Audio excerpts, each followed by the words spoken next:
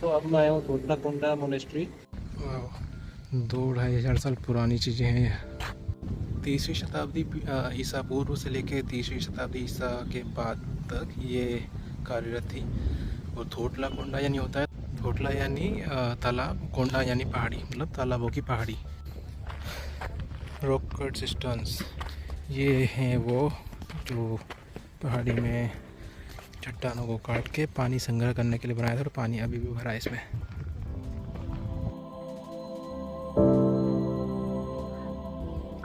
इससे 9 सिस्टम मिले इन्हें। ये जो रेन वाटर होता था, बारिश का पानी, उसको एकत्रित करते थे, मतलब हो ही जाता था अपने आप, ताकि उसको फिर ये साल भर यूज़ कर सकें। ये है Mahastupa.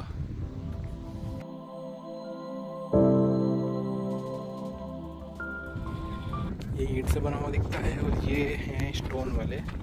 Stupa, the word stupa is derived from Prakrit word stupa, which means a heap or a mound contains the ashes or charred remains of the deceased, and it is constituted the most characteristic monument of Buddhism. Originally, the stupa was only a memorial, but gradually it developed into as article of veneration and worship. Bodhi stupas, ये पत्थर से बने हैं। Bodhi stupas are commemorative incidents in the Buddha's life, including those from his previous birth or places visited by him. They are mostly erected by pilgrims when they visiting the sacred sites. Circular Kshetragrah is a shrine with stupa. It is a part of worship and veneration in Hinduan tradition. Here a group of monks could congregate and offer prayers without any disturbance. ये है circular क्षेत्रग्रह, क्योंकि एकदम गोल है। बुद्ध पदा platform, ये शायद बुद्ध पदा platform है। बहुत पुराना है यार ये, मतलब 2000 साल से भी पुराना है, और बहुत साफ़ सुथरा और अच्छा लग रहा है। इंडिया में ऐसी साइट है, लेकिन ये बहुत लेट इसको ढूंढा है। 1977 में तो इतना फेमस है नहीं, और देखा जाए तो बहुत पुराना है। उस हिसाब से सब मुग़ल काल की चीज़ें देखते हैं कि इतनी पुरानी, उसको बड़े उससे देखता है, तो उससे ये 1000 साल पुरानी है, उससे भी लगभग 1500 साल पुरानी है। मीटिंग हॉल, यार क्या मस्त है।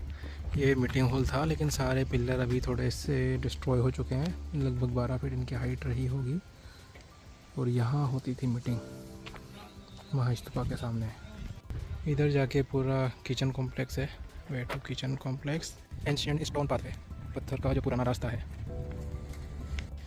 ये था इनका किचन, कपिया भूमि, काफ़ी बड़ा था। यहाँ था इनका डाइनिंग हॉल, उपतन साला, मस्त बना था यार। यहाँ से ये लोग शायद बैठते होंगे, और इसके ऊपर खाना परोसते होंगे, और नीचे बैठ के सब लाइन से खाते होंगे। स्टोर कीपर रूम्स, ये स्टोर कीपर के रूम थे,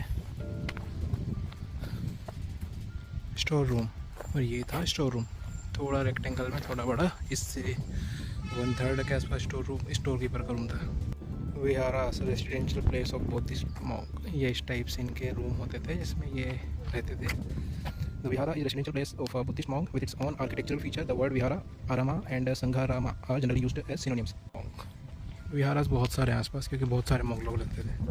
सर्कुलर स्तूपा चैत्य, एप्साइडल स्तूपा चैत्य, खंडर जैसे हो गया बेचारे, छू सकते हैं, हिल भी रहे। Cheap monk cell. It was most active during 300 BC to 300 AD, declined in 300 AD. He was studying the entrance of ancient Thotlakonda Buddhist monastery. This complex lies about 20 kilometers from Visakhapatnam on the way to Neemunipattanam along the beach shore. The name Thotlakonda is derived from the words Thotla means trough and Konda means hill. Here you will find several rock-cut troughs of various shapes, size and depth seen in the bedrock of the hill. Discovered in 1976. In 1976, when the Indian Navy was conducting an aerial survey looking for a suitable place to accommodate a naval facility, they noticed the ruins top of the hill. Soon after its dramatic discovery, excavations has been conducted by the Department of Archaeology and Museums from 1988 to 1992 and revealed the ruins of a well-established Theravada Hinayan Buddhist monastery. Archaeological treasure found. The excavation revealed several ancient structures such as Mahastupa, Bodhi Stupa, stone-pillared congregation hall, several rock-cut cisterns, Chaityagraha, Vihara, kitchen complex, and dining hall. Paving stones that were found suggest well-paved stone pathways inside the monastery. Also unearthed were several inscribed Chhatra pieces with early Brahmi letters, Satavahana and Roman silver coins. Terracotta tiles, stucco, decorative pieces, sculptured panels, miniature stupa models in stone, Buddha padas depicted with Ashtamangala symbols and early historic pottery. Why did the ancient Buddhist monks settle here and why did they leave? We can speculate that this hill on the coast with its salubrious climate and pleasant surrounding might have been an attractive place for the Buddhist monk to build the Vihara complex and to immerse themselves in meditation. In addition, the placid sea below, sheltered by the deeply endowed coastline, provided a safe haven for anchoring ships and boats, thereby bringing domestic and foreign visitors who came for trade and a few perhaps for spiritual solace.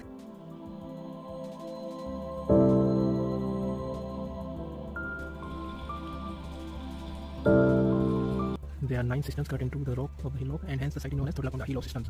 These cisterns were used to store the rainwater for drinking purpose. The excavation conducted at the site brought to light a monastery complex comprising of a Mahastupa, votive stupas, Ashramandapa, viharas and stone pathways, Roman and Satavahana coins, Brahmani, naval inscriptions, fragments of stone railing, miniature stupas and sculptures panel depicting Buddha padas and shades of red ware, datable to the period between the 3rd century BC to 3rd century AD.